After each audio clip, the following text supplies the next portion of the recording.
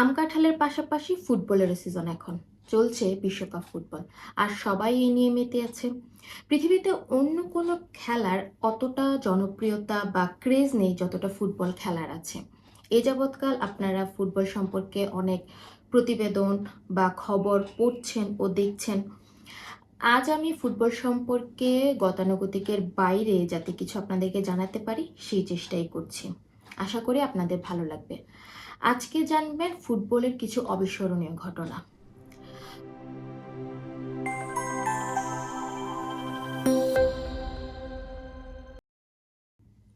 Football খেলায় hat trick একটি বিশাল বড় ব্যাপার, যেখানে 90 মিনিটে একটি গোল করাই দুষ্কর হয়ে ওঠে দুটি দলের জন্য।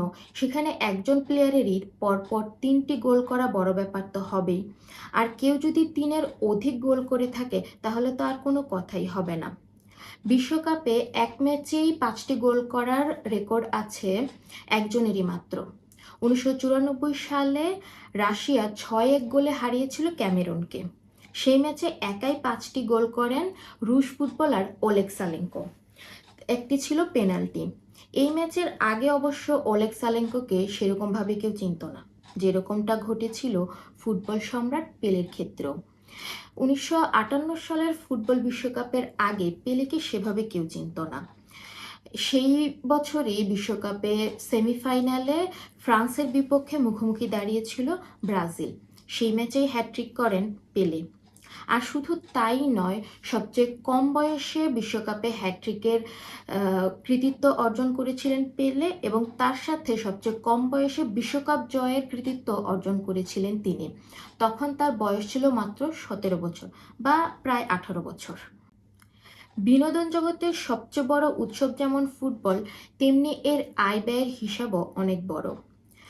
যেরকম কোটি কোটি ডলার ব্যয় করে ফুটবল খেলার আয়োজন করা হয়, সেরকম তার থেকে বেশি আয় করা হয়। এখন পর্যন্ত ফুটবল বিশ্বকাপ থেকে সর্বোচ্চ আয় করা হয় 2022 সালের কাতার বিশ্বকাপ থেকে। সে আসরে ফিফা 7.5 বিলিয়ন বা 750 কোটি ডলার আয় করেছে। তবে 2026-এর যুক্তরাষ্ট্র, কানাডা ও মেক্সিকোতে অনুষ্ঠিত বিশ্বকাপ আয়ের দিক থেকে আগের সব রেকর্ড ছাড়িয়ে যাচ্ছে বলে জানা গেছে। আজ এ পর্যন্তই। কেমন লাগলো জানাবেন। যদি ভালো লাগে তাহলে চ্যানেলটিকে সাবস্ক্রাইব করেন। অন্য কোনো দিন নতুন কোনো পর্ব নিয়ে হাজির হব। আমি ফারজানা, চায়ের কাপে গল্পে। ভালো থাকবেন সবাই।